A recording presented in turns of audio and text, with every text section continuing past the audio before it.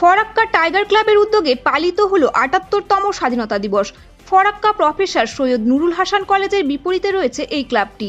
স্বাধীনতা দিবসকে কেন্দ্র করে ক্লাবের অন্যতম সদস্য অরুণময় দাস সংক্ষিপ্ত বক্তব্য রাখেন। ১৯৪৭ সালে স্বাধীনতা লাভের পর ১৯৪৯ সালে ডক্টর বি.আর. আম্বেদকরকে দায়িত্ব দেওয়া হয় সংবিধান রচনার।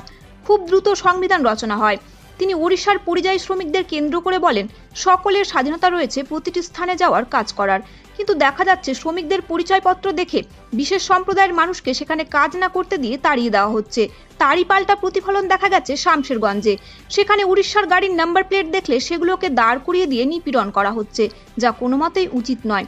সাংবিধানিক অধিকারের কথা উল্লেখ করে বলেন, প্রত্যেকের অধিকার রয়েছে সারা ভারতবর্ষের যে কোনো জায়গায় কাজ করার, কিন্তু ক্ষমতার মিসইউজ করার অধিকার কাউকে দেওয়া হয়নি। একই সঙ্গে দেখা গেল টাইগার ক্লাবের উদ্যোগে স্বাধীনতা দিবস পালন করার সাথে সাথে আয়োজন করেছিল বাইক র্যালির। এই র্যালি টাইগার ক্লাব প্রাঙ্গণ থেকে শুরু হয়ে বেনিয়াগ্রাম অঞ্চলের মধ্য দিয়ে হায়াত নার্সিংহোম হয়ে আবার ১২ নম্বর জাতীয় সড়ক ধরে ক্লাব প্রাঙ্গণে এসে র্যালি সমাপ্তি হয়। বন্দে মাতরম, স্বাধীনতা দিবস কি জয়, ফরাক্কা টাইগার ক্লাব জিন্দাবাদ স্লোগান দেওয়া হয়। দেখা গেছে এই অভিনব র্যালি যে সমস্ত এলাকা দিয়ে গেছে, ক্লাবের সদস্যদের স্লোগানের সাথে সাথে স্থানীয় মানুষজনদের তাদের সাথে গলা মেলাতে।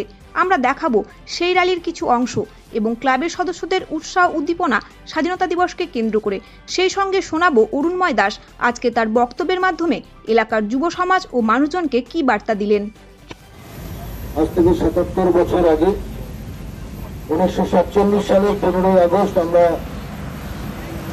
২০০ বছরের পরাধীনতার গ্লানি ছিন্ন করে স্বাধীন ভারতবর্ষে পদার্পণ করেছি। দেশ তো স্বাধীন হবে, কিন্তু দেশ চলবে কোন পথে, এই নিয়ে ভাবনা করতে করতে ১৯৪৯ সালের সেপ্টেম্বর মাসে ডক্টর বি.আর. আম্বেদকরের নেতৃত্বে একটা কমিটি তৈরি করা হলো এবং তাদেরকে বলা হলো, আপনি দেশের একটা সংবিধানের খসড়া তৈরি করুন এবং খুব দ্রুততার সঙ্গে ২ মাসের মধ্যে, নভেম্বর মাসের মধ্যে ভারতবর্ষের সংবিধানের একটা খসড়া তৈরি হয় এবং যে খসড়া প্রস্তাবনা ছিল সেখানে বলা হয় যে ভারতবর্ষ হবে এমন একটা দেশ যে দেশের লক্ষ্য হবে একটা স্বাধীন রাষ্ট্র, যে দেশ হবে সার্বভৌম ক্ষমতার অধিকারী, যে দেশ হবে ধর্মনিরপেক্ষ, যে দেশ হবে গণতান্ত্রিক, যে দেশ হবে একটা সমাজতন্ত্র। এই ৫টা লক্ষ্যকে সামনে রেখে দেশের সংবিধানের প্রস্তাবনা তৈরি হল এবং ১৯৫০ সালে তা গৃহীত হয়।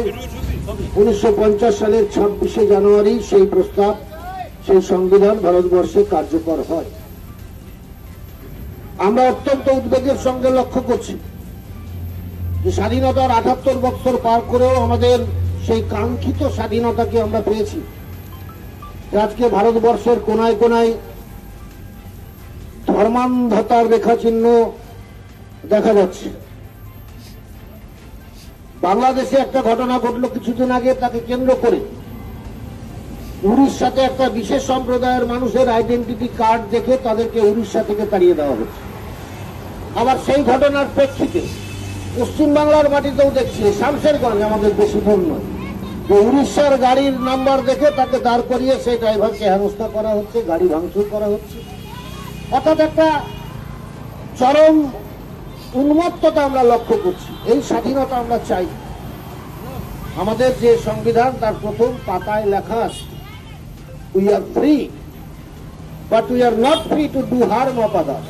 আমরা স্বাধীন, কিন্তু আরেকজনকে ক্ষতি করার জন্য আরেকজনের স্বাধীনতা হরণ করার মতো স্বাধীনতা আমরা পাইনি। সেই স্বাধীনতা আমাদের নেই। আজকে ভারতবর্ষে ধর্মের স্বাধীনতা প্রশ্নের মুখে, আজকে ভারতবর্ষে কর্মের স্বাধীনতা প্রশ্নের মুখে। লক্ষ লক্ষ কোটি কোটি বেকার যুবক গোটা দেশে বেঁচে থাকার লড়াই করছে। আজকে শিক্ষার স্বাধীনতা প্রশ্নের মুখে। অর্থাৎ কোন স্বাধীন ভারতবর্ষে আমরা বসবাস করছি? সেই জায়গায় দাঁড়িয়ে আজকে পশ্চিমবাংলার মাটিতে আমি দল, মত, জাতি, ধর্ম, বর্ণ নির্বিশেষে সমগ্র অংশের যুব সম্প্রদায়কে বলবো, এগিয়ে আসুন, ঐক্যবদ্ধ হন। এই ধর্মীয় অন্ধতার গ্লানি মুছে দিয়ে একটা ঐক্যবদ্ধ ভারত গড়ে তোলার শপথ আমরা যদি আজকের দিনে নিতে পারি, তবে এই স্বাধীনতা দিবস উদযাপন করা আমাদের সফল হবে। আমরা সবাই মিলে সেই চেষ্টা করব। যে দেশ আমার স্বামী বিবেকানন্দ চেয়েছিলেন, যে দেশ ক্ষুদিরাম বসু চেয়েছিলেন, যে দেশ বিনয় বাদল দীনেশ চেয়েছিলেন, যে দেশ আমাদের যারা সমস্ত স্বাধীনতা সংগ্রামী যারা প্রাণ বলিদান করেছে, তারা যে কাঙ্ক্ষিত ভারতবর্ষ, তারা যে কাঙ্ক্ষিত স্বাধীনতা চেয়েছিলেন, আসুন আমরা সবাই মিলে সেই কাঙ্ক্ষিত স্বাধীনতার লক্ষ্যে পৌঁছাবার জন্য সচেষ্ট হই। সেই চেষ্টা আমরা সবাই করবো। এই আবেদন রেখে সবাইকে আমার শ্রেণীমতো শ্রদ্ধা, ভালোবাসা, স্নেহাশিস জানিয়ে আমার কথা শেষ করছি। ধন্যবাদ।